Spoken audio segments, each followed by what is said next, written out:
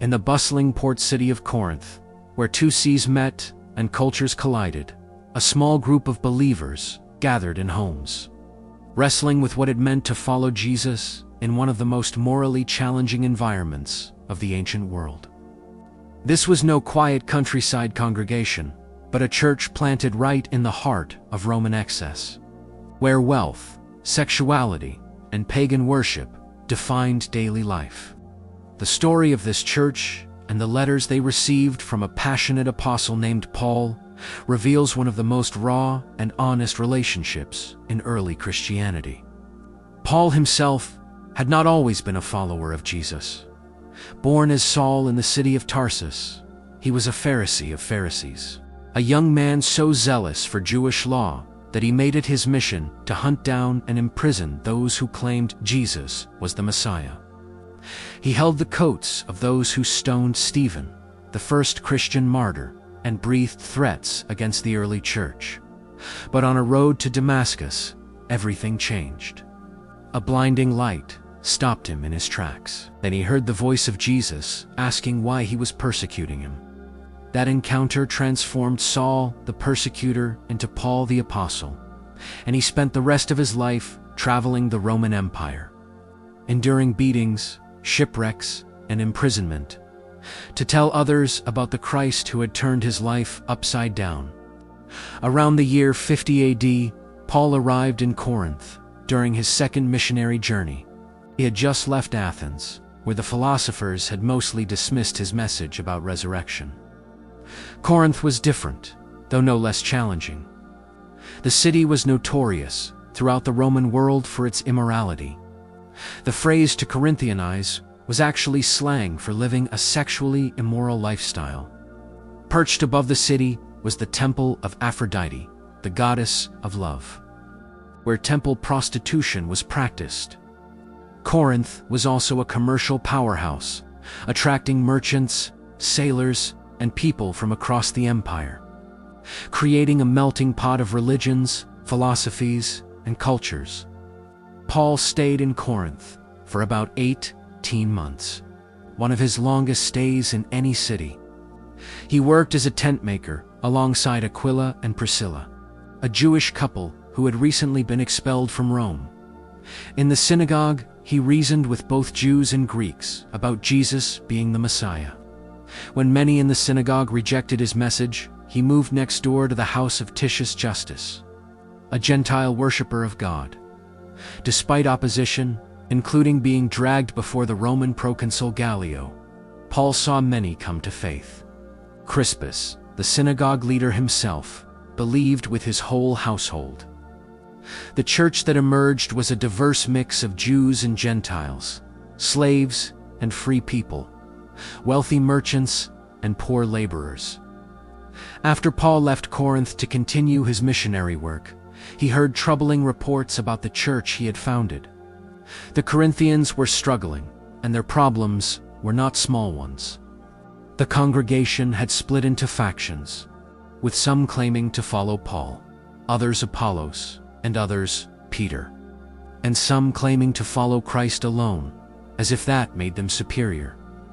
A man in the church was sleeping with his stepmother, and rather than being horrified, the church seemed proud of their tolerance. Believers were taking each other to secular courts over disputes. Questions swirled about marriage, sexuality, and singleness. Some were flaunting their freedom in Christ by eating meat sacrificed to idols in pagan temples, devastating the consciences of weaker believers. Their worship services had become chaotic, with people speaking in tongues without interpretation, interrupting each other, and turning the Lord's Supper into a divisive meal where the wealthy gorged themselves while the poor went hungry. Paul wrote his first letter to the Corinthians from Ephesus, probably around 55 AD, though scholars believe there was an earlier letter that has been lost. Reading 1 Corinthians is like overhearing one side of a passionate phone call where someone is addressing a crisis. You can almost hear the pain and frustration in Paul's voice as he tackles issue after issue.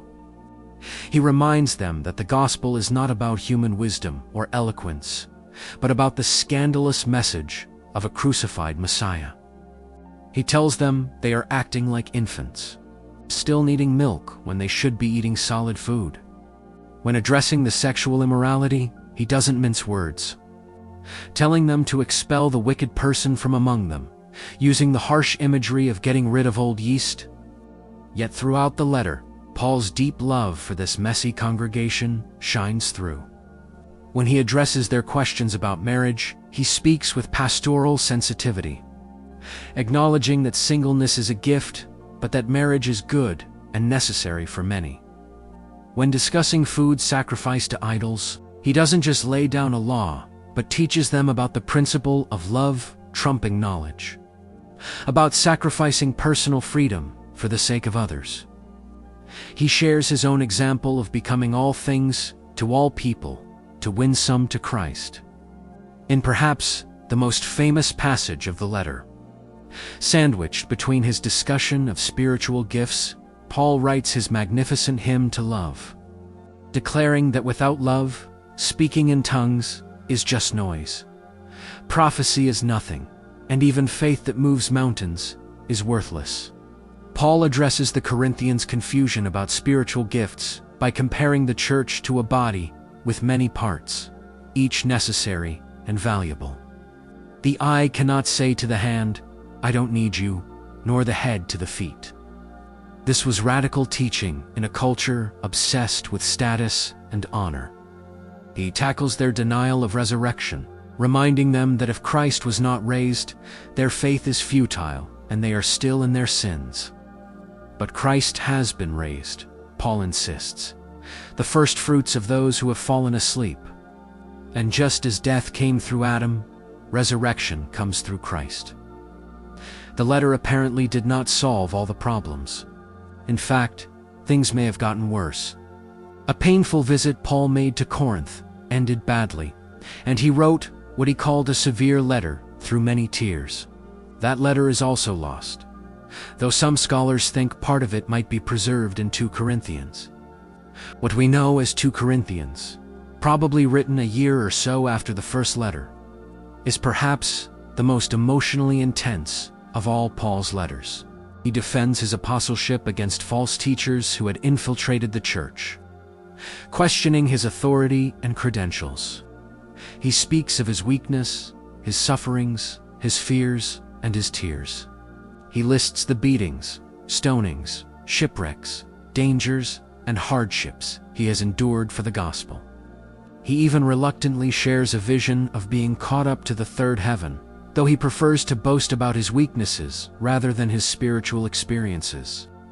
In this second letter, Paul opens his heart about the anxiety he experienced waiting to hear how the Corinthians responded to his severe letter. When Titus finally brought good news that many had repented, Paul was overjoyed, saying his affliction and anguish of heart had not been in vain. He writes about godly sorrow that leads to repentance versus worldly sorrow that leads to death. He encourages them to complete their collection for the poor believers in Jerusalem, using the example of the Macedonian churches who gave generously out of their poverty. He reminds them that God loves a cheerful giver and that the one who sows sparingly will reap sparingly. But Paul also writes with biting sarcasm toward the superapostles who had come to Corinth with impressive letters of recommendation, powerful rhetoric, and claims of superior spirituality. If they want to compare credentials, Paul says, then fine. He is a Hebrew of Hebrews, a servant of Christ who has worked harder, been imprisoned more, been beaten countless times, and faced death repeatedly. 5 times he received 39 lashes from the Jews. 3 times he was beaten with rods. Once he was stoned. 3 times he was shipwrecked, spending a night and a day in the open sea. He has been in danger from rivers, bandits, his own people, Gentiles, in the city, in the country, at sea, then from false believers. He has known labor and hardship, many sleepless nights, hunger and thirst, cold and exposure. And beyond these external pressures, He carries the daily burden of his concern for all the churches. Paul also mentions a mysterious thorn in his flesh, a messenger of Satan sent to torment him. 3 times he pleaded with the Lord to take it away, but God told him, "My grace is sufficient for you, for my power is made perfect in weakness." This became Paul's anthem. He learned to delight in weaknesses, insults, hardships, persecutions, and difficulties. Because when he was weak, then he was strong. This was the opposite of everything Corinthian culture valued. In a city obsessed with power, status, eloquence, and strength, Paul preached a crucified Messiah and boasted in his weaknesses. The Corinthian letters give us an unvarnished look at the early church. These were not perfect people meeting in pristine sanctuaries with carefully orchestrated services.